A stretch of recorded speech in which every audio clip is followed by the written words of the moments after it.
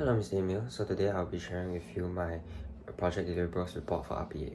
So my problem statement is that financial services and banking industries are burdened by manual, error-prone, and time-consuming processes for handling loan applications.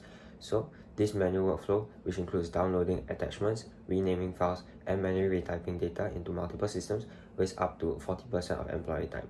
Three critical pain points of manual processes include time consumption, where employees spend average of 25 to 30 minutes manually cross-checking documents for each application and 15 to 20 minutes on each credit check. Number 2, high error rates.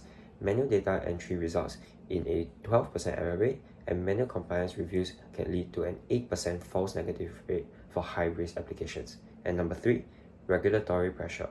Crucial compliance tasks such as KYC or AML checks are often tedious and lack detailed audit trails, which can result in significant compliance gaps.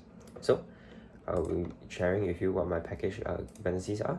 So number 1, I use UiPath UI automation activities, followed by system, PDF, OCR, mail, intelligent OCR, Excel, and document understanding. Now I'll be sharing with you my UiPath workflow. So as you can see, this is my workflow. I'll run it and then later I'll explain how it works.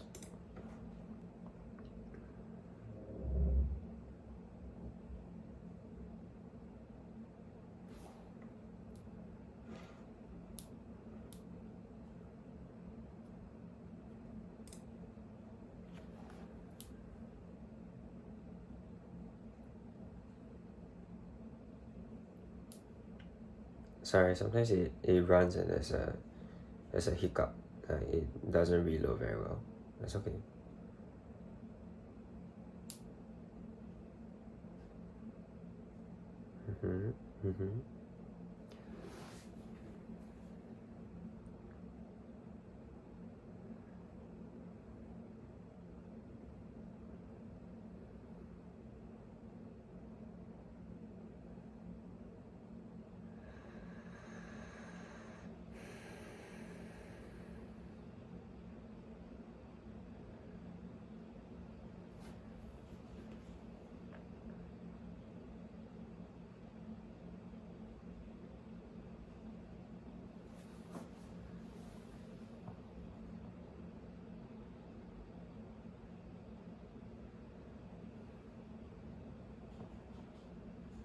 Okay, so that's my workflow. So the premise is a loan applicant will send their mail message for a loan application to this specific email, which in this case I've set to matthias07@outlook.com.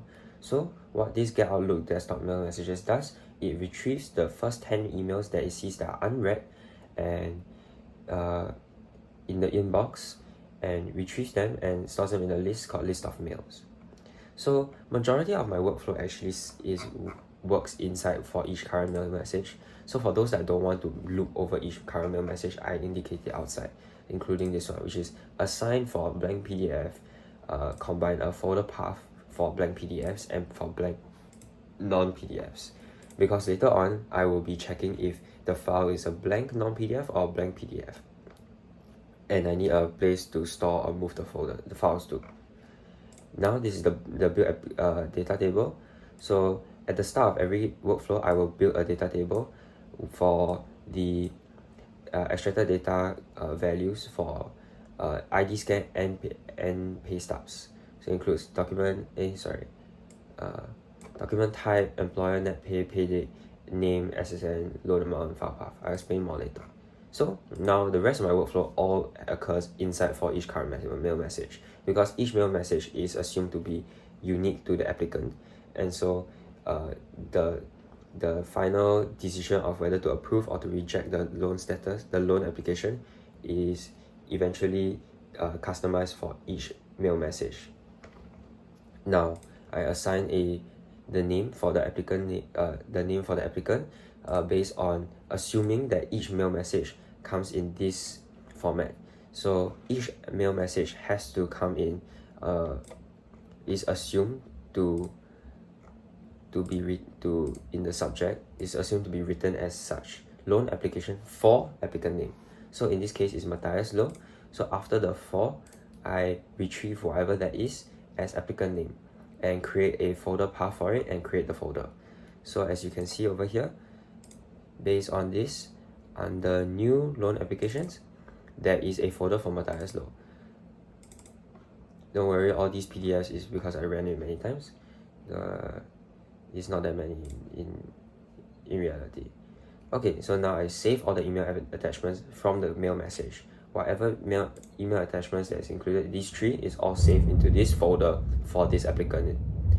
Now, I create a folder for blank PDFs and I create a folder for blank non-PDFs. Okay, so now let's look through for each file in folder. So for each file and folder, first thing we want to check is, I want to check if it's a PDF or non-PDF. Why? Because the way you extract the data from both is different.